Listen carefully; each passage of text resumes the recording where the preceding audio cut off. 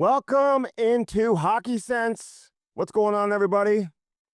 If you're new to the show, welcome in. We've been on the radio with Hockey Sense for over 20 years in the St. Louis market. Now we've taken it to a podcast platform.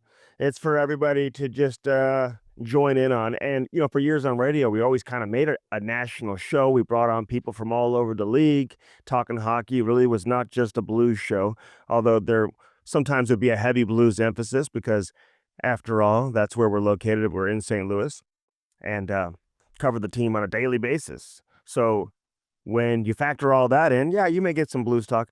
And we'll talk a little blues here coming up. Jordan Schmaltz is going to join me here later on. Jay Swish. Come on, I can't say that. Jay Swish. Looking forward to chatting it up with Schmaltzy. Played here, drafted here, played in Green Bay for one of my favorite people. Johnny Roger was an assistant coach. There's always great stories when it comes to Johnny Roger. John Cooper was the head coach. So a lot of good things to talk about with Jay Swish coming up here on Hockey Sense, brought to you by First Community. We always love First Community. Yes, we do. You probably heard that the Blues just inducted the newest Hall of Fame class. Had a great weekend all last weekend. I got to give a big shout out to Curtis Joseph, the entire Joseph family, because I spent so much time with Curtis, man. I don't know how many interviews I did with him for different various platforms.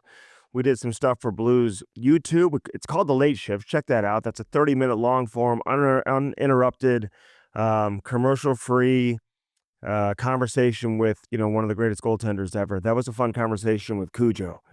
So that's on the Blues YouTube channel. We did Jumbotron interviews. I had him on television on FanDuel Sports Network twice. Not once, but twice. Talked to him obviously at the Hall of Fame, went to the Hall of Fame induction ceremony. My wife and I had a great time once again. Listen, I'm honored to be on the committee for the Blues Hockey Hall of Fame, and I love the event every year.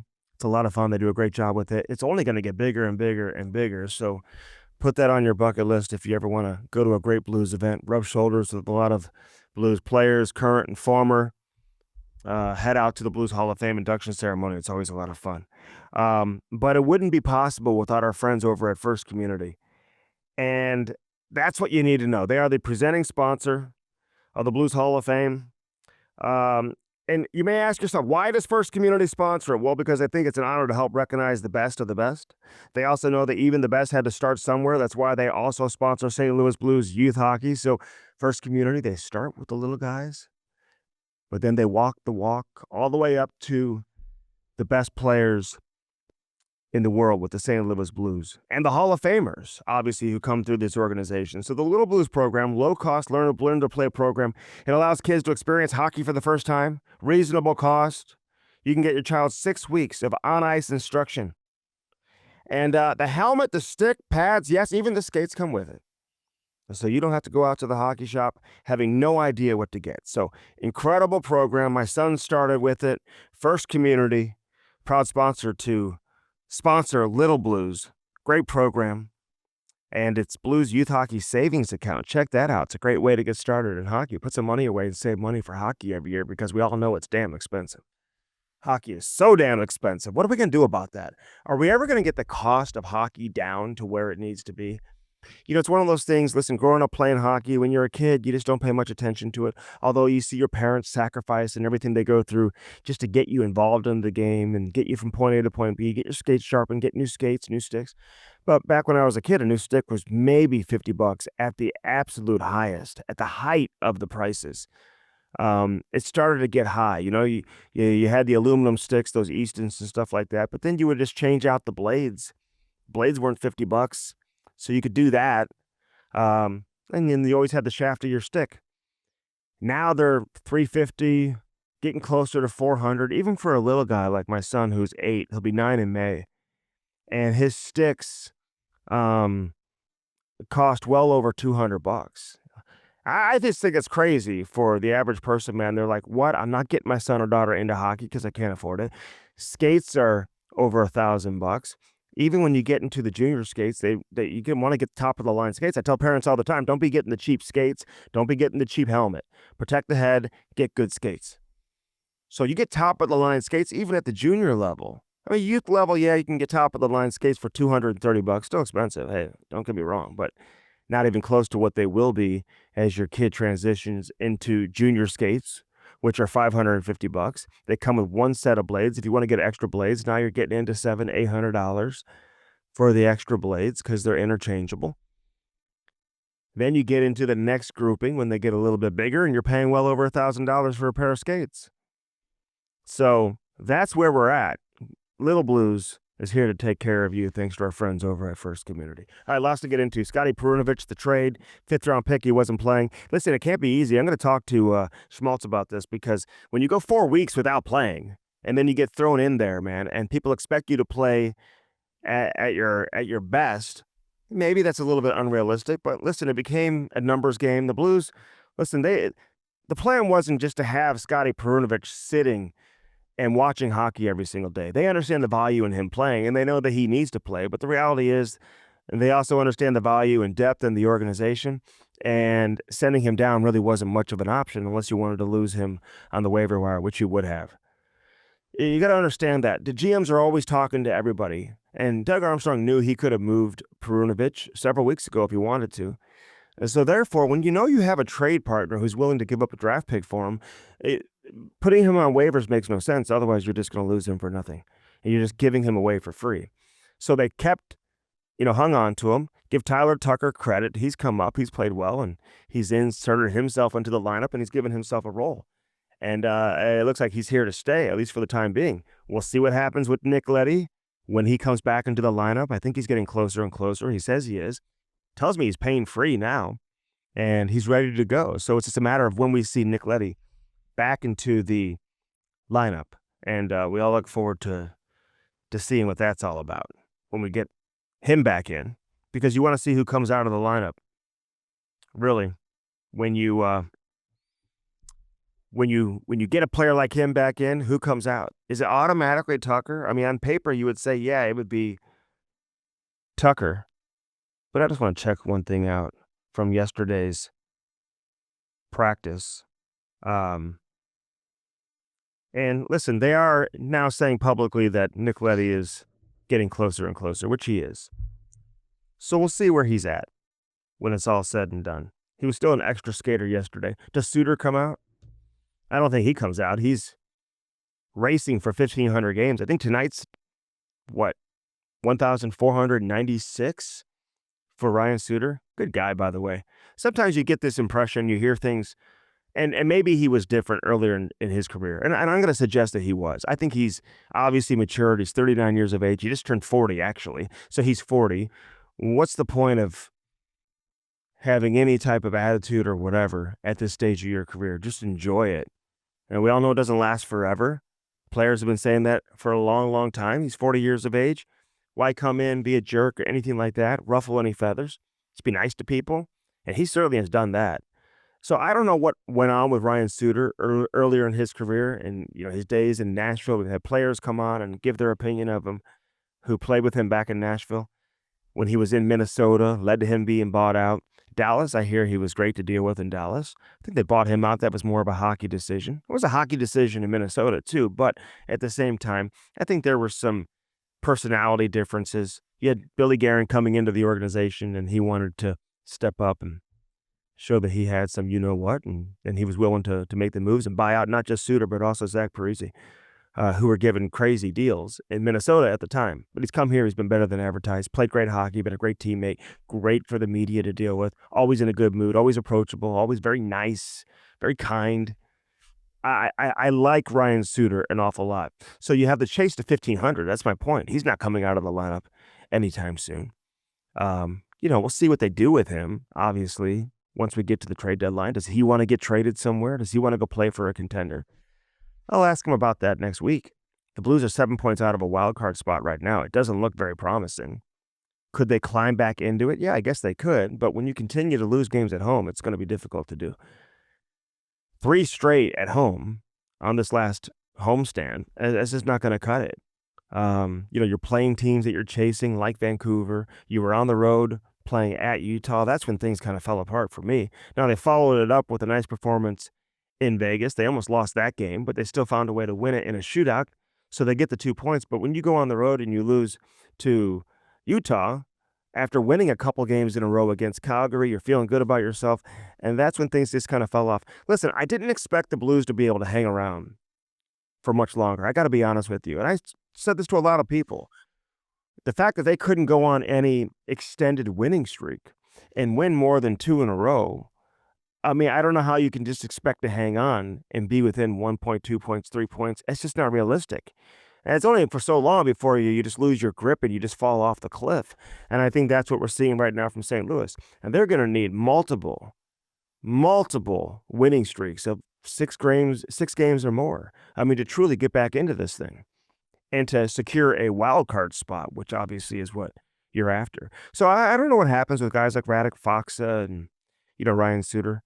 We'll see how that plays out, and we'll see who comes out when Nick Leddy comes in. Is it automatically Tucker? He has given this team a little bit of a role that maybe they didn't have, some extra bite and some heaviness. Had a goal taken away the other night. We had Tyler Tucker on Hockey Sense here a couple of weeks ago. We talked about it. This guy put up good offensive numbers in junior. I know it's junior, but I mean, he has the ability to score. I think he had 10 points in 19 games, something like that, in the American League this year. Had 4 goals in the American League in 19 games. And so I don't expect offense from Tyler Tucker. Hear me out. But at the same time, don't be overly surprised when he makes a play at the blue line. And we've seen him do that a couple of times. Brandon Saad, listen, I've been in touch with Brandon. I talked to his camp. And I think this was the best decision for both sides. And I give Brandon Saad a lot of credit. At the same time, and I give the Blues a lot of credit, just terminate the deal. I think both sides are at a point where they're ready to move on. The Blues obviously had tried with every team in the league, trying to find a taker, seeing if they can move Brandon Saad, and they just couldn't do it. So this was the only option. It's different than Perunovic. You can't put Perunovic on waivers. He doesn't make nearly as much money as Saad because a team would take him. Now you lose him for nothing. With Saad, nobody would take him under his current deal. He still had 1 year left. And if he goes to the minors, he's basically just burying himself in the minors. He's going to be stuck there because nobody's going to touch that contract moving into the summer and obviously into next season, considering his cap hit and how much money he's owed. Even though he's owed $3.6 million plus in cash next year under his previous deal with the Blues, which has now been ripped up, torn to shreds. And that's how it works. I know some people are saying he gets 2/3 of his money. No, he doesn't get anything. Not a dime. He's completely thrown that away. And to give you an idea of how much money that he's losing in this situation, had somebody from the PA basically look it up for me. I mean, in terms of dollar for dollar, right? It's $6 million cash the Blues pay are basically is what he would have been owed. So they basically, I mean, the Blues, listen, this is a very lucky situation for St. Louis, and it's a great situation for the Blues. I mean, you owed him $6 million in cash and a $4.5 million cap hit, and you just basically get to rip it up. You don't have to pay him another dime, and now you open up $4.5 million in cap space that you'll obviously use on another player, whether it's this summer or whatever, in an effort to improve your team and try to create a roster that can get back into the Stanley Cup playoffs. But you basically just got rid of a $4.5 million cap and $6 million in cash. That is absolutely incredible. So I give Doug Armstrong a ton of credit for getting this done. And sometimes that's the objective, right? The Blues didn't want to eat any money and trade him. I'm sure they could have done that. Yeah, we'll eat 50% of the salary and then move him. They didn't want to do that. And so I think they realized, hey, at this stage, Brandon's out at 32 years of age. He's made a ton of money. It's not all about the money right now. He's a 2-time Stanley Cup winner. He wants a chance to go win another one. He's not going to Springfield in the American League. So you put him on waivers. You kind of forced his hand, knowing he probably wasn't going to report to Springfield. And then you and the agent get together, and the agent's like, okay, let's just tear this up. We'll sign another deal right away. I mean, there are multiple teams that have interest. I don't want to speculate where he's going to go. I don't think that'd be fair to do. And when we're recording this show, it is Friday morning, so technically we won't know until later on today, most likely, where he's going to end up. And who knows? He could sign a contract that extends beyond just this season.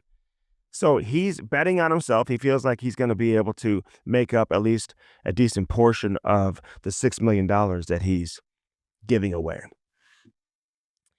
He's basically saying bye-bye. Man, might as well just throw it out the window. But he thinks he's going to be able to make some of that up. He's not going to be able to make all of it up. But how much remains to be seen. He did have 26 goals last season. I like Brandon Saad an awful lot, man. He's very streaky. I mean, there are stretches where he gets hot and he can carry you for a homestand. He can carry you on a road trip with his ability to score. And when he does get hot, but he's kind of been all over the place. He just hasn't been able to really discover his game at all this year. First line, fourth line, second line, healthy scratch, third line, fourth line, first line. He's been all over. And they have given him opportunities to play with Buchnevich and Thomas, try to establish himself as a first-line left winger for this team, and he just hasn't been able to take it and run with it. He's always had that heavy stick and the speed. He hasn't looked as quick, and he hasn't been nearly, as aggressive as we've seen him in the past in terms of winning puck battles, hanging on to pucks, stripping pucks, coming out of the corner with pucks, making that next play. Those are things that Brandon Saad had done the last couple of years. He signed a 5-year deal here in St. Louis, I believe, so you knew that was going to be a heavy, heavy contract at the time, and, the Blues gave him the 5th year. And, to expect a player at his age to be able to sustain that level of play into your mid-30s, you just don't know how it's going to play out. And sometimes that when you hand out a 5-year deal. You want to get a good player, you got to put an extra year on the table. It's the reason why the Blues didn't get Ryan Suter a few years back when he signed with Dallas. The Blues wouldn't put a 4th year on the table. They had a 3-year on the table, and he almost signed with St. Louis before he signed with Dallas a handful of years ago. But Dallas put a 4th year on the table, and what happened? They ended up buying him out. But the Blues technically have never had a buyout under Doug Armstrong. Ever. Under Army have they ever had a buyout. You can't put this in the buyout category because they just tore the contract up.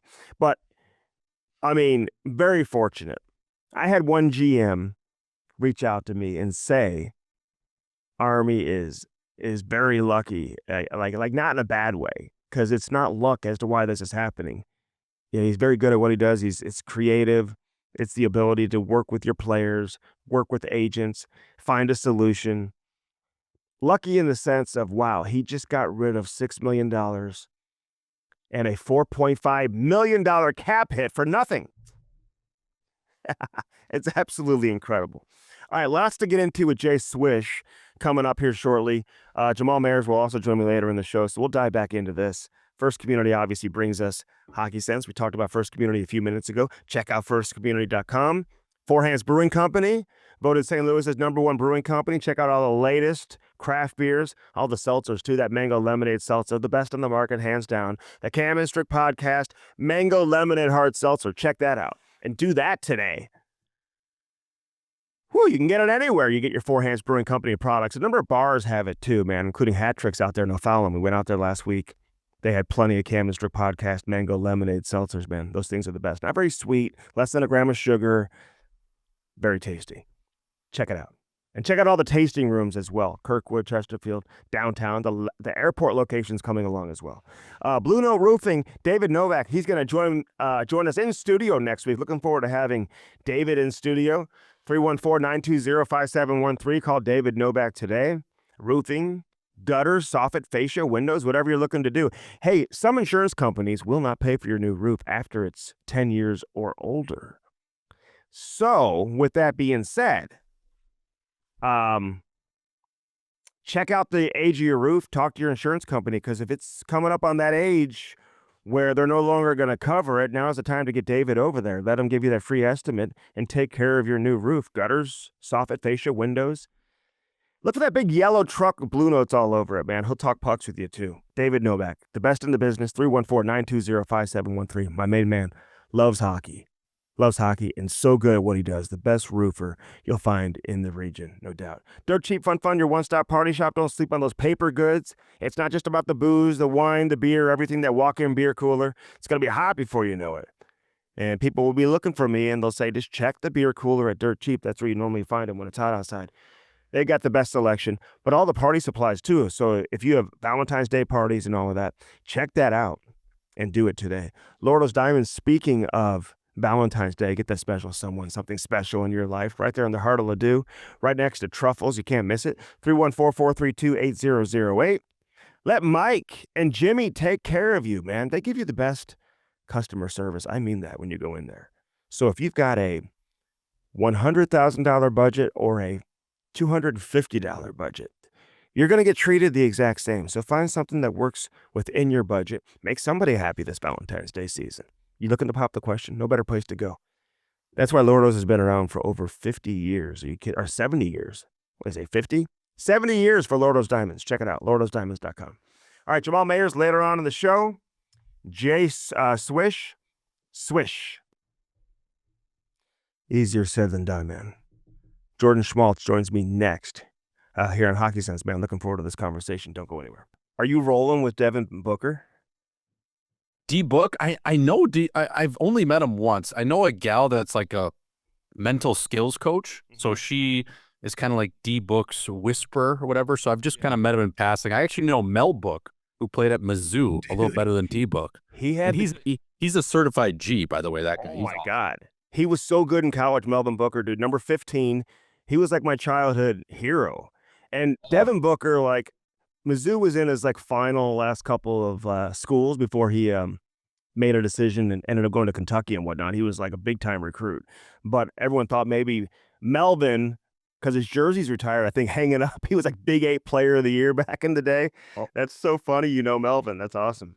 Yeah, he was a great player, and like you said, my dad used to watch him. So when I met the OG, and he's just like as cool as a cucumber too. Like he's just a certified one of those OGs. Like you're talking to him, you're like, wow, this guy, he just gets it. But he still hoops at Lifetime Fitness in North Scottsdale. So he always wants to get me out there. But I'm like, Mel, like you're gonna bust my ass, and you're 52 years old. You're gonna show me up. He's like, get out there, white boy, let's go. I'm like, all right, man.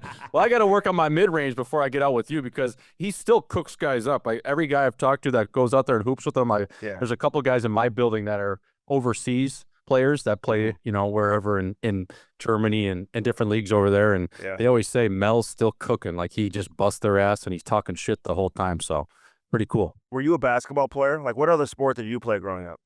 I love that. Yeah, I mean, I love watching the association. It's one of my favorite leagues. It's always been that way. But growing up, I played football till 9th grade. I played baseball till 10th grade. Then I moved obviously to Sioux City, Iowa to play junior. But I was always doing everything strict. I was track, baseball, a little golf here and there, but in high school I was baseball, football, and hockey, obviously, for all right. For so a couple explain, because Brooksy kind of filled me in one day. I remember you walking through the press box and Alex Brooks knew you. I said, "How do you know him?" He's like, "He's a Madison guy." But I always thought you played for the Mission, so I just assumed back in the day that you were a Chicago boy.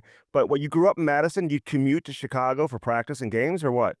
Yeah, so that's what we did. I think it was after my Pee Wee major year. I finished up the year that I played in Milwaukee. Played for Wisconsin AAA, which is now the Junior Admirals. But Brooksy goes way back. Alex Brooks is one of the guys that originally used to train with my dad and my uncle at a place called Acceleration Madison. My uncle and my dad owned the place. It was there was a few across the country, but one of the chains was in Madison. They owned that store, so they would train a ton of athletes. And Brooksy was one of those guys that would come in the summer, being a Madison guy playing for the UW. He'd come in and get on the hockey treadmill. So I'd known Brooksy since I was maybe 5 years old. So he's one of like those original guys that was always buzzing around Acceleration, and he'd be over at the house. We'd have him over. He'd be playing mini sticks, or we had a little, basement to shoot pucks with a couple nets. So Brooksy, I've known him forever. He's an awesome guy. That's awesome. Yeah, he's the best. His son Dexter, look out Dexter too. He's a Madison draft pick in the USHL. He's probably going to play there next year. He's a good defenseman, man. So he's coming along. So. Yeah, I saw him actually in August when I was back home. I was skating with Nick and Ryan Suter and some of those guys at Cap Ice, and Dexter was on the sheet. They were just going through their camp, going to get into the preseason and whatnot, and it sounded like he was, pretty close to making that team last year. So I heard he's kind of mean. That Suits was telling me he's a little bit of a prick on the ice. I'm like, wow, he's got a little Brooksy in him, and he gets that furnace face going. He kind of turns the screws a little bit, and the wires cross. He'll catch you. Yeah. It's funny, man. I know all the Madison contingency, man. I hung out with Tony Herkus this past week, this past summer when he was in town too. Like all these guys skate. Do you skate with that group with Tony and Ryan Suter and all those guys in the summertime? Yeah, so I mean, obviously I'm done playing now, but I was back for probably 3 or 4 weeks just getting out of the fucking desert and the sauna down here. Mm-hmm. And I went up there in August and I was staying with my bro, and obviously my parents are still there. My sister's in Chicago, so we had a little family shindig, and my cousin was skating. Jake, he plays at North Dakota, obviously, and then yeah, Herkus was still on the ice. Herkus is still good. I was playing on his line, and he's still pretty nasty. He's so smart, and he's like 60 years old. So No. he's still got it, man. The boots don't move, but the mind and the hands are still there. I feel like he just retired. Like he was never going to retire. No, Schmaltz. no, he was one of those guys that they would call him up in Milwaukee and be like, "Herc, can you give us a playoff run?" And then after that, when he was like 44 years old, actually a guy I used to skate with in Madison, Troy Ward, and also Luke Strand, who coached me in Sioux City, they called him for the Houston Aeros when he was like 44. He got him off the couch. I think he was coaching Concordia College D3 just outside of Milwaukee. Like, Herc, like, can you come play for us? He's like, give me 2 weeks. And he like was appointed game in the playoffs for the Houston Aeros, led him to the conference finals as like a 44-year-old. So like a fine wine, he is. I know. He saved someone's life recently too. Somebody was like dying, like choking in a press box somewhere around the league, and like saved their life, dude. He does it Yes. all. What doesn't he do? What doesn't he do? It's crazy. Like people, I mean, he's arguably one of the greatest college hockey players of all time. And I always think he's the best guy to ever play at UND in terms of a college player for Yeah. the Fighting Sioux, my alma mater. But it's crazy. People are like, yeah, he didn't, turn into maybe the professional or the NHL player that he Played a he long should have been. time, man. But he still played 800 games and won a cup. It's like know. he was pretty good. I know. I remember when he came up, because he was the Hobie Baker winner, I think, at North Dakota. Was he a Yes. Hobie Baker winner? Yeah. It was like a big deal. He scored 4 goals in a playoff game against the Blackhawks. Hey, real quick before we get into things, because I talked about this actually in my previous segment, and now you bring Ryan Suter's name up. Listen, getting to know him this year, like he's like the nicest guy. And Yep. he always has time for you. He's very calm. He's very chill. He's always like, it's always a great conversation. And his reputation before he came here was like he was kind of this prickly guy, like, kind of ruffled the feathers and kind of had a reputation that doesn't even come close to like matching who he is today. And maybe he's matured. He's 40 years old. Like he just knows his days are numbered and life's too short, man. Just enjoy the game. So maybe he has changed. But has he always been a nice guy in terms of you knowing him, or have you seen a change in him over, recent seasons? Yeah, and I don't know Suits really well, Strix. You know what I mean? In passing, and obviously at the rinks, and he's always been good to me. And growing up in Madison, playing for the Capitals, especially the late Bobby Suter, he was always a beauty. His dad, he was always a little grumpy. He's always give you that one-liner with a little snarl, but then he would kind of smile and you'd know you was just bullshitting with you. So I see a lot of that in Suits in terms of a dry sense of humor, but I don't know. He's just one of those old school guys, and probably as times passed, he's learned, maybe to soften up on the young guys, or maybe in a sense of he knows his days are numbered in the league, and he's probably tried to soak it all in. I mean, the guy is an amazing athlete. Let's put it that way. How many games has he played? Almost 1,600 games. 1,500 or something. Yeah. It's just crazy what he's done, and I think that's probably the reason why he is so good is because he's so chill. Like his heart rate never gets up there. It's like he could still play 40 minutes if he needed to. Oh yeah. No, he doesn't overextend himself at all. He makes it look so easy, even at 40 years of age. So, hey, I'm curious your thoughts on you said soften up with the younger guys. Like, do you have to be on one side or the other in terms of the JT Miller versus Elias Pettersson? Like, when these guys come out and speak freely, because JT will at some point, he'll speak freely and tell you what's going on, and maybe Taka will at the same time. What do you think we're going to learn about this situation? Like, how do you read into it in Vancouver? I don't know. I would just be really eerie, and I don't know if I'd be able to sleep at night if I'm Jimmy Rutherford and Patty Alvin, if I'm getting rid of JT Miller. Now, listen, if you have to pick one of the two, even though JT Miller is a little bit older, maybe Elias Pettersson you just re-signed and they have that Swedish connection with the GM and the star player, but I don't know, man. When the chips are down and the game gets tough, Strix, as you know, and if you're getting hit into the boards and just different things, you got to play through different elements of injuries and fight through adversity. I would want JT Miller over Elias Pettersson. I think when the game gets tough, that's the guy you want. That's the dog that's dragging the guys into the fight, and he's your leader. He's your vocal leader. Yeah, he might be a little bit of a hothead, but it's just like, I don't know. I would be really cognizant of getting rid of a guy like that, especially in that room that I think really needs him. Now, I don't know what's going to come out between these two. It's just crazy that the GM's speaking on different things. They've had to work through things like this as group therapy. And then JT Miller's like, I don't know what you're talking about. He's just trying to punt it down and not make it really a distraction.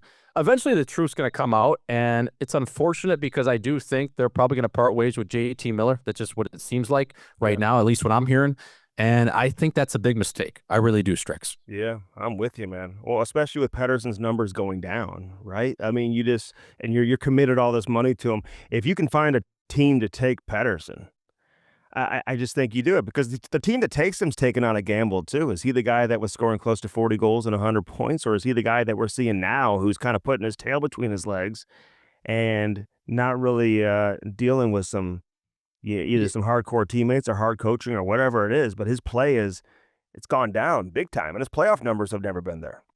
Yeah, and I've even talked to guys that have played with him, and they're not there anymore, but it's just like there's that sense of he's kind of vanilla. You know what I mean? Like, he's just a little vanilla, Strix, and that's just what I've heard, and that's what it looks like on the ice. And when the game, again, you get into a tough game and you're getting hit and you're getting run, you have to play against the big boys on Vegas or some of these different teams. It seems like he's folded to this point a little bit. And look, it's not easy. It's a hard game. It's a man's game in the playoffs. I don't know if I could do it, but this situation, if you're getting paid, 11, 12 odd million bucks, you kind of got to show up when it matters. And I don't know. It seems like he just disappears a little bit out there. I know. Where are you? Where are you, Pedersen? So There's two players on that roster that have the exact same name. There's a new guy that they just got who's Elias Pettersson. Really? Same name, same spelling, plays defense. Did he come up from the jungle or? I don't know, dude.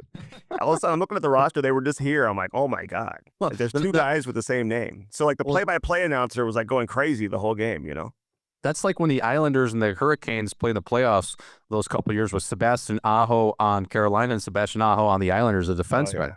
Because I played with that kid in the American League on the Islanders. I played with him at Bridgeport, so that's pretty funny.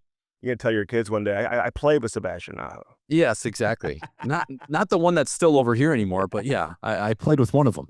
Hey, what's it like? I got to ask you this because Scotty Perunovich, great kid, Hobie Baker winner, college kid.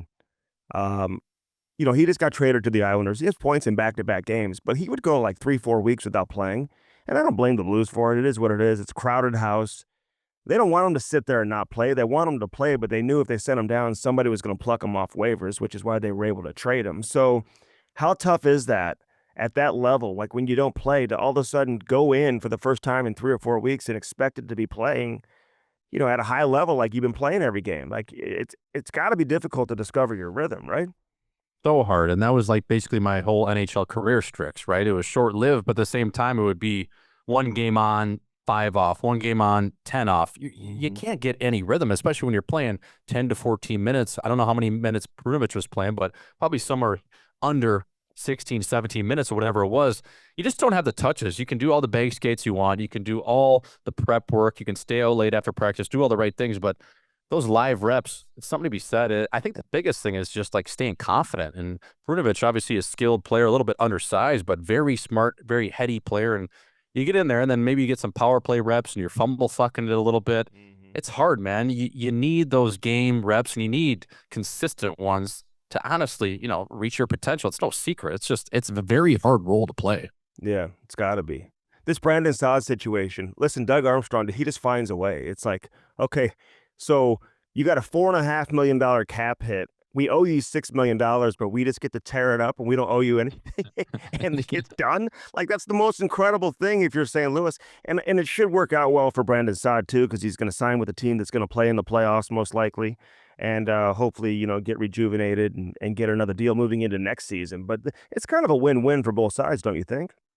Although he did give up $6 million. Oh my God, I know. Is that how much you don't want to play in the jungle? Like you're avoiding Springfield at $6 million? I don't know. I mean, they got the MGM Grand Casino there. You can go hang out for a little bit and ride it out. Maybe get bought out in the off season, or maybe some team picks you up. Yeah, I mean, listen, Sauter's made a decent clip. He's won 2 Stanley Cups, Yeah. so he's probably thinking, you know what? Fuck that. I'm not going to Springfield. I'm not going to the jungle, even if it's for 2, 3 months here. Get me to a team where I can get a prorated $1 million, maybe 750. And on the other side, with Dougie Armstrong, I mean, what a move. If you really wanted to get this guy off your roster, talk about clearing some cap space pretty easily. He's got to be thinking like, fuck, thanks, Sauter. You're doing me a solid. Maybe when you're done playing, I'll give you a job if I'm still working because you did me such a solid. Like, what a move that was. I mean, you say what you want, but getting that off your books, that's pretty incredible. Is that the move? Like, if we don't want you anymore, we just say we're going to send you to Springfield. Yeah, that's what I mean. It's like, okay, you got some other guys here that are underperforming a little bit. I don't know. Like, is that how scary Springfield is? I play there. It's not perfect, Strix. Yeah. It's not perfect. Especially Yeah. at a 3-3 in Springfield. You're like, oh, you're questioning life a little bit. Yeah. But I mean, it's just like, what? So you have a guy for a 4.5. That's not like 750 or 1.5 or $2 million. That's a lot of cap space in today's game. So we'll see what happens with him. He did score 26 goals last year, so he's a guy who obviously, I don't think he's completely lost it at 32. Did it warrant being sent down, do you think? Like, how was he playing? I know he had a hat trick like 3 weeks ago. He had, 7 goals on the year, 16 points. Like, there's some other guys on that roster that are underperforming too. If you're looking at Texier, maybe another kid in Joseph. So there's some guys there that maybe they're younger though. Is that what they were kind of thinking? No, it's like, it's funny because Doug Armstrong, he's so blunt.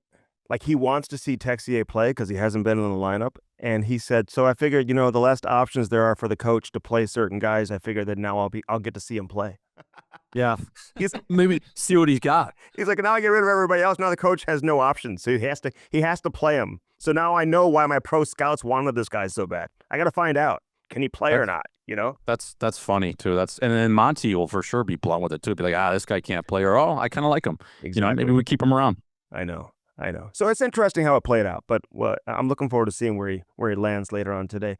The Rantanen situation, how does it get to that point? You know what I mean? Like, where you're this far out in front of the trade deadline and you move on from a guy who obviously was a big part of your Stanley Cup championship team, very popular among your pillars of the organization, like they weren't happy about it. Was this a smart move? I mean, when you look at the entire picture, not just from a hockey standpoint, but keeping McKinnon happy, Makar happy, letting them feel like, hey, we can go on one more run and one more kick at it to see if they can, have another run in the playoffs. Like, how do you read into deciding to move him now? I don't know, Strix. It seemed like the whole team was caught off guard. It seemed McKinnon didn't really know. It seemed Makar was – none of these guys really knew what Chris McFarland and Joe Sakic were going to do. And by all accounts, Mikko Rantanen, especially what he said in that Finnish newspaper, is he wanted to make it work. Now, I don't know what he was asking for, what his agent was asking for, but it seemed like this move seemed, at least on paper. Now, we don't know all the full details of what goes on behind the scenes right now with Joe Sakic and the upper management there, but it just seemed like that move was a little horny. Like, it kind of just caught the team and Mikko Rantanen a little bit off guard. Like, whoa, like, what's going on here? And especially with the cap just got released, going up in the next few years here. I mean, next year it's going to be 95.5, and then 26, 27, it's going up to 104 million, and then 27, 28, it's 113 and a hook. So it's like, couldn't you find common ground with this guy, even if you maybe gave him the same deal as McKinnon or 50 grand or 100 grand less? Don't you think you would have taken that, the big moose to play with McKinnon? It just, at this point, I don't know. It doesn't really make sense. And now Rantanen's going to a new situation where he's not going to have Nate Dogg, and he's going to have to find his way within that Finnish mafia there in Carolina. And who knows if he ends up even re-signing there. Maybe he ends up in Chicago. Maybe he ends up somewhere else.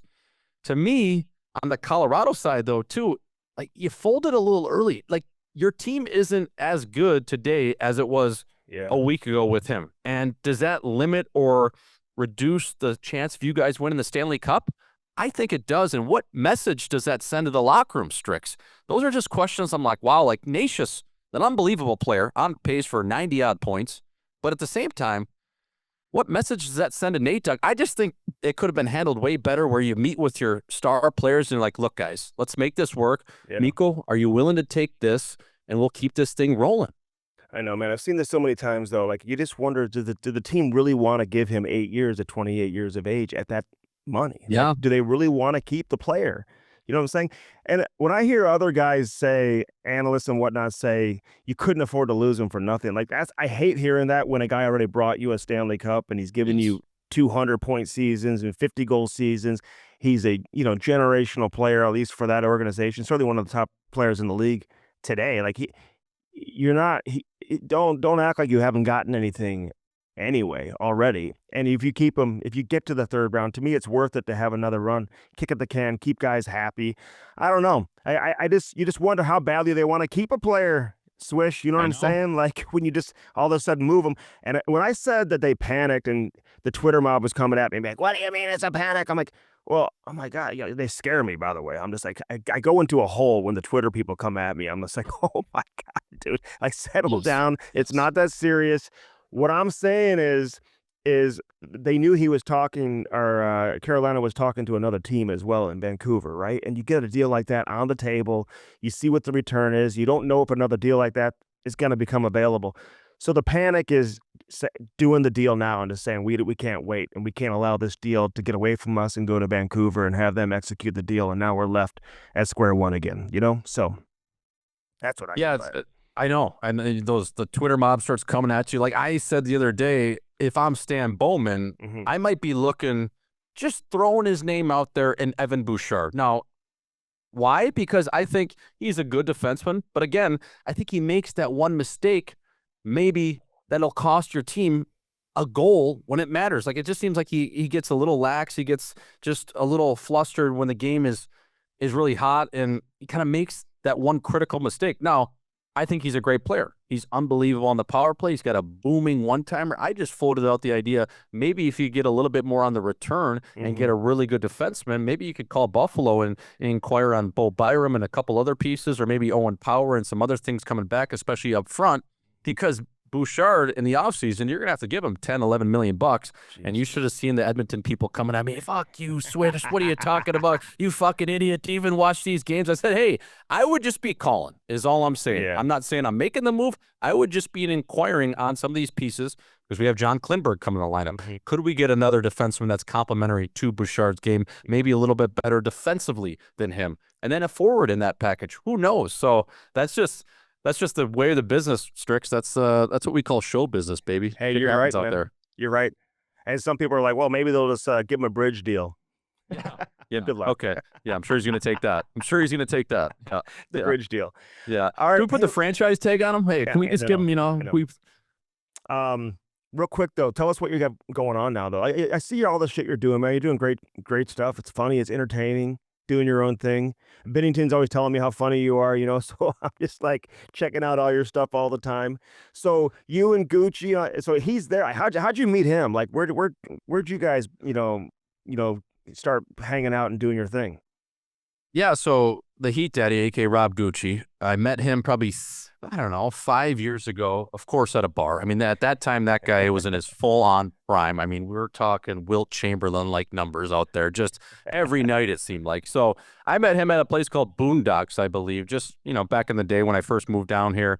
And we'd always hang out a little bit, just friends of friends, and, kind of rolled in the same crew. So Gucci was one of those guys that was always out, and we'd always just fuck around. I'd be tweeting stuff off his phone. We'd be just messing around and acting like assholes out. So that kind of just transformed into 2 years ago when I stopped playing. I was coming back from Switzerland. I was hanging out again with, running around with my bro, Kels, those guys. And Gucci was always out and just different things. And we kind of got together and we formed this Hockey Night in Scottsdale, where it's basically live shows. We'll do like an alternate broadcast where we'll get in a YouTube chat, hang out with people. We'll do podcasts weekly. We do a live pod, so we'll do 2 or 3 shows on that. But the coolest thing we do, I think, is the live shows, where it's a cross between, I would say, live comedy, improv, and then a little bit of hockey talk. We had a show recently. Our last one was in Chicago. We actually had Patty Maroon stop by the day before the Winter Classic at the Barn Hockey Bar. So we were able to do a show there. It was awesome. It was a sold-out venue. It was like 200-odd tickets we were able to sell, and that's kind of where we found our stride within the live shows and in entertainment. And that's what I like doing, Strix. I like talking hockey, but I also like getting off the rails and talk about whatever else we're going to do. Yeah, I hear you, man. Putting together bits, coming up with improv. That's my most, that's where I had the most fun. And so that's kind of what we're building right now with Hockey Night in Scottsdale. We'll have probably 3 or 4 more shows throughout the year. Then obviously I'm doing stuff on Missing Curfew with Uppy and Shane O'Brien. I'll pop on there every other week. They'll do 2 episodes a week, so I'm on there, 4 times a month. And I also have my own pod, Live in 5. Just trying to get my touches, Strix. I'll go on NHL radio. Just shooting right now, man. It's been a lot of fun. You know what? We'll see where it goes, and just get my feet wet, I guess, in this media space, because it's been a lot of fun, man, since I've been done playing. I know. Keep doing what you're doing, man. And you're doing good shit. I see I'm missing Curfew too, man. I love those boys. So you guys keep doing what you're doing, and I'm gonna have you back on with Cam and I too, and we'll do more long form shit, because you were on the roster the year the Blues won the cup too. So we got you. You were the piece that brought it all together. You know that back in 2019. I made the team out of camp. I was living at Patty Maroon's place. I finally got my housing letter. That was the first year. I made the team out of camp another year, but that was the first year I got my housing letter. I got out of the hotel. Things were looking good, but the team just started off so poorly, Strix. I was just like, I was at the short end of the stick too. A lot of good defensemen on that team. It just, there were. Just never materialized in St. Louis, but you know what it is, what it is. That's life, baby. First round pick though, man. They can never take that away from you. You know that? No, they can't. No, they can't. 25, just ask me, right? Just 25th overall, just ask me. I remember.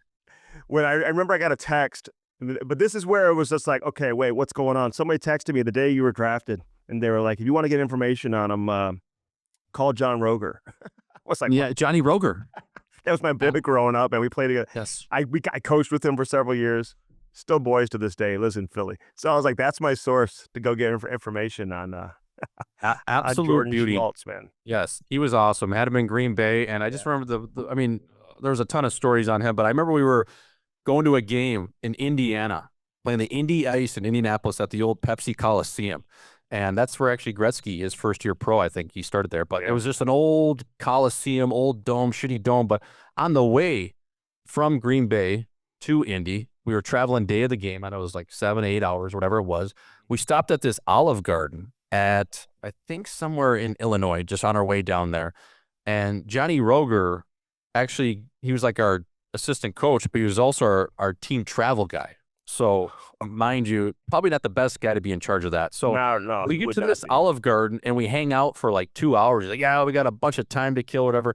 But he didn't factor in that we were going to be switching over to Eastern time. So, when we rolled up to the game, we had no idea. We had like 14 minutes to get dressed. We were running a little behind as is, and then we're like, oh, my God, like it's 6 o'clock.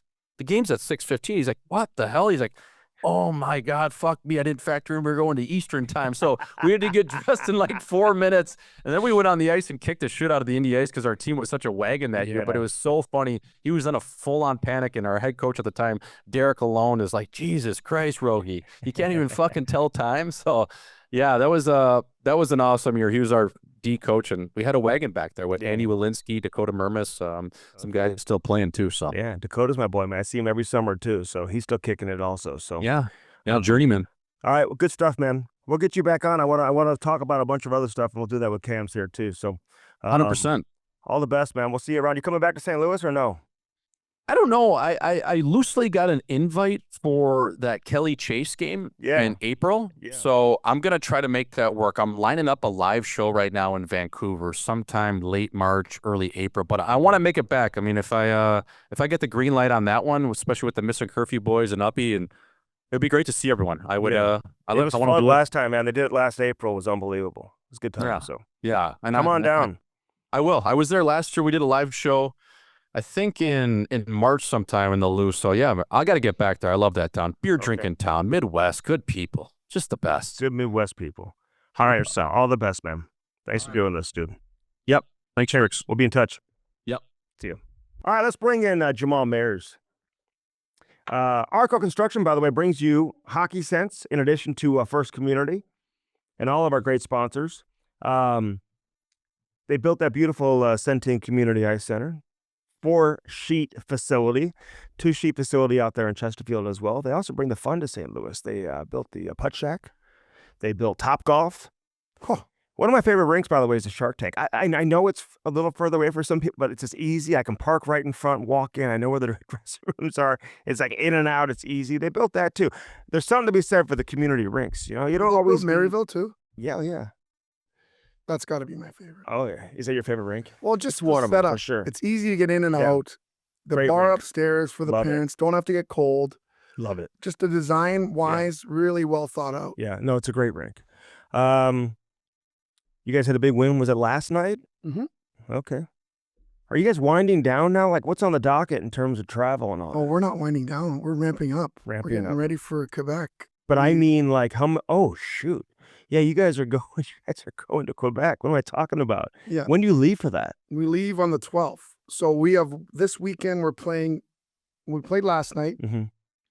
This weekend we're in Nashville for 3 games. Okay. And we played them last weekend. They're 10th in the country. We beat them two of the 3. So Nashville's 10th in the country. Correct. For 2012 as well. Yes. So we've Who got coaches that team? Martin Erat. Okay. Ryan Johnson Yeah. has a son on the team. Oh, does as he? well, defenseman. Nice. Doesn't play like his son, or his dad rather. Real smart, Mhm. like stay-at-home type of RJ, defenseman. your former River Otter teammate. The penalty killing machine. Oh my God. You love No, he was like Steve Yzerman in the United Hockey League. Like, he would just go end to end Oh, all yeah. the time. He could Didn't fly. always score. I remember I love RJ because he like would sacrifice the body. He and Dallas Drake, man, these guys block shots with their faces.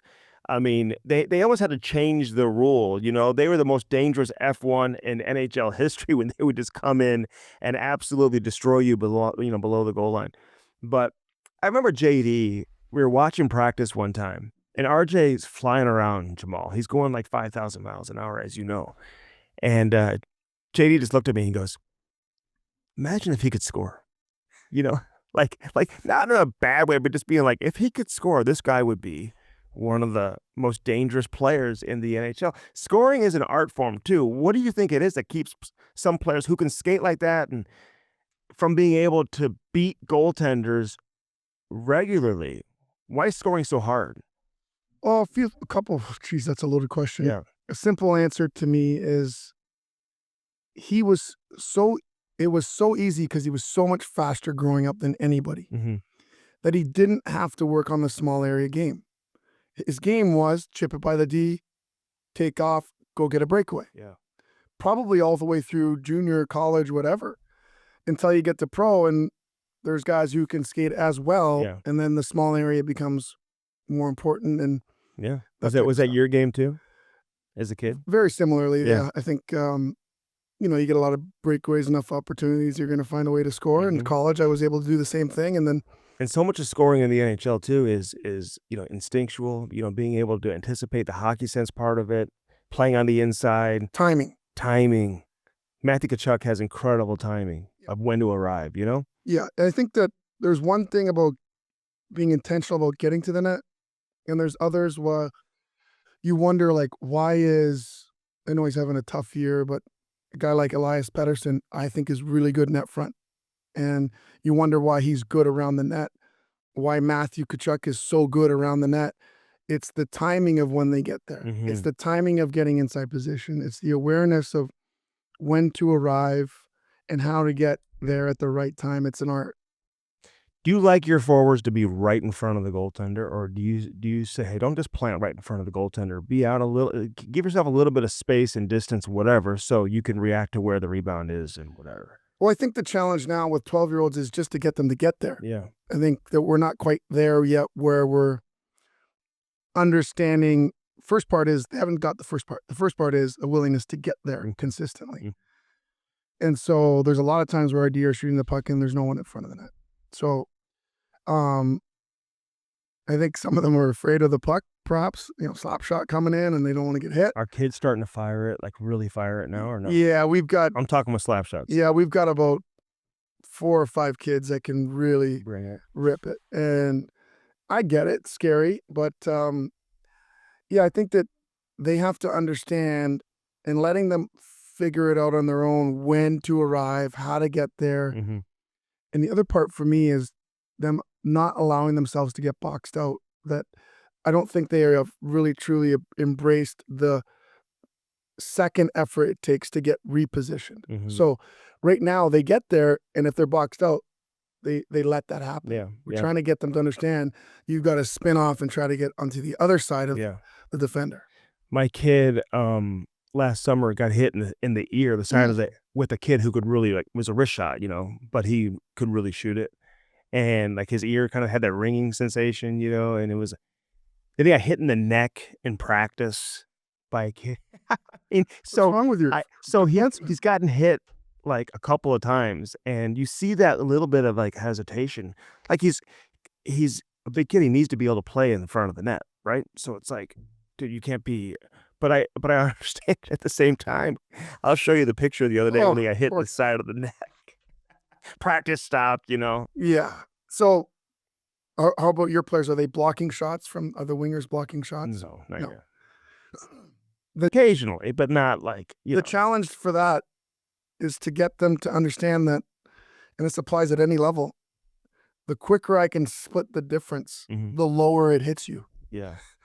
So if you think you're just going to go out slowly to the D, the likelihood of you getting it higher than the waist increases. So the closer you are, The closer you are, go as quickly as you can. The last 5 feet, slow down so you have the ability to go either direction. our age, still most of the shots are off the rush and stuff like that. Still, too, you're not seeing a whole lot of like low to high, D to D, and like where you're going out there your shot. You know what I mean? Okay. Like you might. All right. Well, You see some of that, right? That seems odd. They'll be there in a couple of years. Oh yeah, no, you still see some of that with the better teams for sure. But, yeah, no, I mean blocking shots is so important. Like I just wonder, how much it's like. Can you get to the NHL just by being a guy that plays a little bit reckless nowadays? I don't know if those guys really exist. You're probably asking guys who really never were asked to block shots in the past when they get to the NHL. It's probably the first time that's maybe been demanded as being a big part of their game to get out there and block shots. I think that, I never really understood why defensemen would go down on one knee and like the fearlessness, the toughness that it takes to be able to eat a puck when the guy's like 20 feet away. One-timers. I never understood that. But I think that everybody needs to be blocking shots. If you're killing penalties, coming out to the point, you got to be willing to block a shot. It's very you could get it in the foot, but most likely you're going to get it in the shin pads anyway. Do you teach them to slide or no? No. Oh, to the point, like wingers? They used to. No. We used to like have to slide, and the coach would shoot tennis balls into us. No. Like that's where hockey was not that long ago. Give you another one you could use is like we love the effort. We applaud the effort and encourage the effort as a coaching staff, but we tell them like you have to stay on your feet defending wise. They think that second, third effort is sliding. Yeah. And I always try to get them to understand like you just made yourself completely useless if you miss. Not even to block the shot, but even like when they're just defending, they're back checking, or think they're like second effort, third effort, they like slide. I'm like, no. I know. Stay on your feet. Stay on your feet. Yeah. And so we're at the point we will teach, and Lash is doing a good job of the D, like getting them to understand on a 2-on-1 when we want them to slide. Yeah. Take away that pass. And some of them have embraced it and they're doing it. But that's the only instance where we're encouraging the slide. What do you think of Mark Stone, his play into Miro Heiskanen? Heiskanen's now out for the Four Nations. He won't be playing, all that type of stuff. But what did you think of? He left his feet there. I don't know if he was tripped or if he toe picked. Somebody said he was tripped. I just couldn't see the replay that I saw. I just couldn't really see the opposing player, trip him or whatever. He must have been, but he went right into the side of the knee. And the way it was called live, I think the announcers maybe thought it was a little bit dirty. I'm just curious how you saw it. Well, at the very least, it's reckless. I think that you never want to see someone of that caliber get hurt. I think the responsibility, I'm being honest, like I don't think Stone's a great skater. I think sometimes when you're not as good of a skater, I think those opportunities to hit someone of that caliber don't come along very often. And I think that getting a piece, it's been my thought that you got to get more than 50% of the guy. Doesn't matter what it is. If you don't get at least half of them, then what's going to happen? You're going to stick out your leg, you're going to stick out your elbow, and you're going to get a head, and you're going to get a knee, and you're likely going to injure somebody. So I just never liked those plays where you don't get at least half of the guy. Okay. Interesting.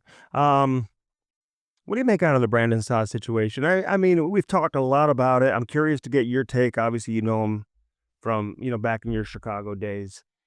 It's a great situation for St. Louis because you get out from underneath a contract that you just obviously weren't interested in anymore, certainly up here in the National Hockey League. And, you're not looking to pay a guy $6 million to go play in the minors the rest of the season and then next year. So they come to this point where they rip it up. How do you look into it? How do you read it? How do you arrive into this situation?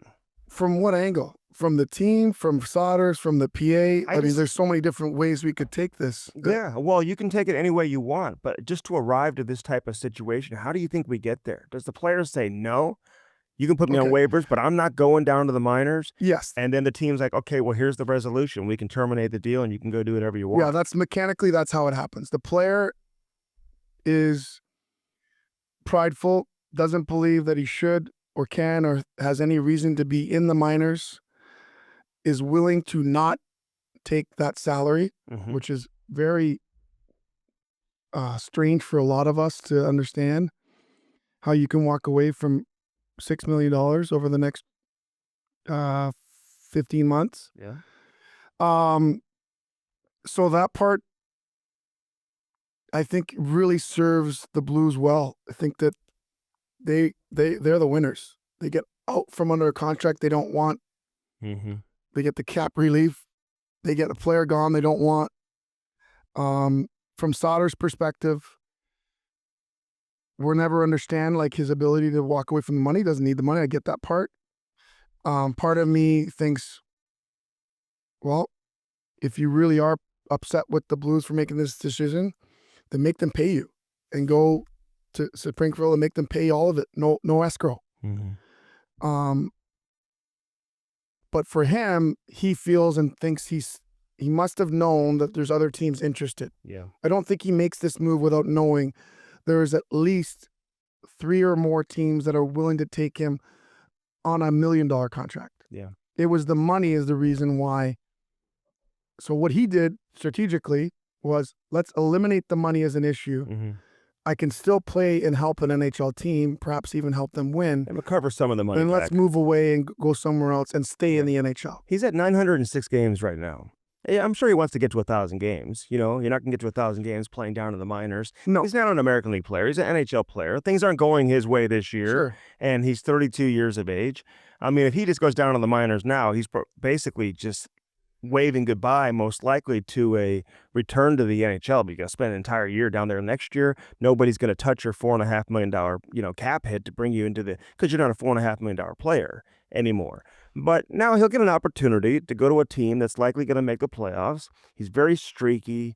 He can get hot. He can carry you over a 3-4 game stretch when he gets hot. So, this will be interesting to see how it plays out. But it just hasn't worked for him this year for one reason or another. It hasn't been there. This is what I would also say is, like, in everyone's life, you need truth tellers, right? You need people that will come and tell you the truth. Honesty. Okay, so the concern for me, for him as a friend of his and played with him and won a cup with him, is like, are the people in his life telling him the truth? How did you get to this point? Okay, yeah, we're going to move on. You're going to get back on an NHL team. But what have you been doing that's led to this? Are you habitually, are the habits, are the training practices, are the effort, is the way you approach the game, is the way that you came into the league, is that how you're doing things currently? And if they're not, then you need to fix them, or you're just giving yourself another year or 2 years or whatever the contract that you signed says. You're not putting yourself in a better situation. So he's got to recognize, in my opinion, someone's got to tell him what you're doing, what you've done to get to this point. Things have to change. Yeah. And so, I'm curious to know if he has those truth tellers in his life that are going to tell him the truth, because the agent's going to do what he has to do to get him another contract because that's what he wants and get him more money. But who's telling him, hey, you need to get back to what made you good and what makes you a good player, and the effort and the detail and the extra work after practice and the extra and the example you're setting for younger players and all those things that make you a pro that you came into the league having to do because the star players were doing those things. Right. Get back to that guy. Forget the money and where you're playing and either you're going to be playing for 2 more years or you could play for 5 more years because you skate so well. So that's for me. That would be my concern. Knowing him, he needs those truth tellers to tell him this is what's going on. Yeah. He's such a quiet guy too. You just don't know. You don't want to mistake that sometimes for a player who's not motivated or just, you know, not looking to do some of those things you talk about. But listen, he can help a team when he's on his game. He had a hat trick not too long ago in an NHL game, right? So it's just, he's been first line, fourth line, healthy scratch, third line, second line. He's been all over the place, and he just hasn't been able to discover his game. And they want more from him. And it didn't get off to a good start because he missed the first road trip. His wife had a baby. He didn't join the team till the homestand after the first 3-game road trip. So, maybe being away from the team early on. I mean, I don't know what he was doing by himself at the time. It just, kind of, got off to the wrong start to begin with. So we'll see where at the time we're recording this, again, he's going to sign most likely sometime later on today. But at the time we're recording this, he hasn't signed yet, and he hasn't cleared waivers yet. So, which he will in a little bit of time here. The Rantanen situation, any thought on that? I mean, how do we get to this point? I said this earlier on the show. I hate when people say, you can't allow him to get away for nothing. It's like, well, he's given you a Stanley Cup. He's been a 2-time 100-point scorer, 50-goal scorer. He's given you an awful lot. So it's not like you haven't gotten anything from Mikko Rantanen either. You just disrupted the locker room. Your star players are now upset. Your coach isn't happy. Like they wanted to take one more run at it. But I think Colorado looked at it and said, wow, we got a pretty good offer on the table now. They're also talking to Vancouver, so we better make a decision now versus who knows if we're going to get another offer as good as this one. And they obviously don't want to pay him moving forward. He's 28 years of age. I don't know if I want to give a guy an 8-year deal at 28 either, making $12 million plus. So I don't know. It is what it is. I don't fault Colorado, but at the same time, it is interesting how it all played out. Yeah, I don't fault Colorado at all. And I think what people have to understand is they did offer him a lot of money. And to me, you can't pay wingers what you pay centers. Mm-hmm. So I think... Is it that simple? Is it Panarin at the top?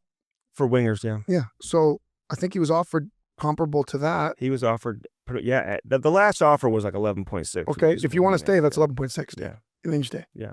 Okay, if you're trying to make a point and make 13, then it's not on the Avs. Yeah. That's the number, and you made the choice to move on for money. So it's on the player. The real tricky part for me, I think, is this is the most, if this doesn't work out for Carolina, oh my God. this is the fact that I heard Tulsky, is that how you say his name? Yeah, Eric Tulsky. Say that, we think he's going to like it. We think we're let him get settled in. If I'm him, wait. Who has all the leverage right now? He's going to get 13.5 or whatever he wants, or he's going to walk. Right. My thought is, if you're Tulsky, if you can't sign him between now and the deadline, don't you have to move him? You're going to let him wait, go past the deadline and own you. And what are you going to do? Right. The clock is ticking. Like, to me, the deal should have happened with, we have the deal in place. Hold on, I got to call him. We're going to do the deal. You're going to get your 13. We're not going to 13.5. Do you accept the deal? And then sign him to the 8-year deal. So you're saying, okay, that would be interesting if Carolina turns around and flips him between now and the trade deadline. So you're telling me if they can't, they're going to wait till the summer to try to sign him? I don't know. You're telling me after he showed that he's not loyal to Colorado. Why do you think he's going to be loyal to Carolina? Yeah. So they're letting him walk for nothing, essentially, if they don't sign him. And they gave up Necas. Marty Necas. No one's talking about that. Like, why? How does that? Yeah. Like, if I'm the owner in Carolina, I'm like, what are we doing? Did we sign this guy? He's still on. He should leave. What are we doing? Right. I'd be like, you got to get him signed before the deadline. We're going to let him see if he likes it. What do you mean if he likes it? See if Sebastian Aho can recruit him. I think it's a really risky move. Last minute. Are you on Team Miller or Team Pettersson? Like, where are we at here? Do you really move JT Miller or do you move Pettersson? Because I think some teams are saying to each other right now, hey, what are we getting here with Pettersson? He's been a great player in the past, but his numbers have gone down. His playoff numbers had never been there. Now he's kind of got his tail between his legs because a team is being hard on him. That's affected his play. That's a big commitment to bring on a player making that number, considering which way he's trending right now, you know? Okay, I know it sounds like I'm questioning the GMs or whatever, but I'm just going to propose this to you. For leverage rise, right? Because that's how it works negotiation. If you're Vancouver, why not put it out there that you are willing to trade both of them? I think they have. Okay, why is it the narrative now that you're only looking to move one of the players? Not that you're looking to keep Pettersson. Why is that what I've been hearing? Well, it's interesting because like you don't always hear like what's accurate either, right? So it's like I do think that when teams are calling Vancouver, they're presenting offers on the table that include both players. One offer for one player, one offer for a different player. You know, so the rumor was that the latest trade proposal with Carolina actually had Pettersson going to Carolina and not JT Miller. Even though there were talks with JT Miller involved as well. So I get it. JT Miller can be a polarizing player. He's old school in the sense of challenging his players. He's very abrasive in his approach. He doesn't hold back. You need a very strong personality. I think when Luke Schenn left that locker room, it really created a void, and that's why this has come to a head. I just don't understand why Pettersson wins because he's upset with, like, first of all, they should both figure it out. I play with a lot of players that didn't get along. I'm not going to get into it here. Some really good players, Hall of Fame players that did not like each other, that understood that it's about the team and it's about winning never first. got out. And never Scotty got Gomez just came on our podcast and said the same thing. If this was Jersey or some other, like you would never hear about it. So like some of it has to do with playing in a Canadian city, and it's kind of taken on a life of its own. Well, it's also the management of it by the players, by both players involved. They haven't done a good job in And terms it's of like, squashing. I'm sorry, where are the other elitists on the team saying, screw you two, look at our season's gone to crap. Yeah. Like, get your stuff together. Don't hang out. I don't care. Right. You guys are going to figure this out. Yeah. Like a group, the secondary group of leadership should be challenging, not that they haven't.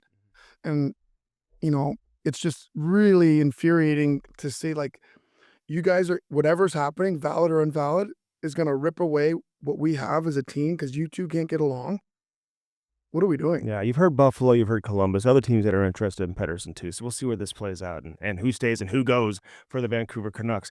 Who brought you to Hockey Sense today, Jamal? Well, our good buddies from Bartolino's. They got 5 restaurants: Bartolino's South, Bartolino's Osteria, Chris's Pancake and Dining, Chris at the Docket, and my favorite new one, Bartolino's Twin Oaks.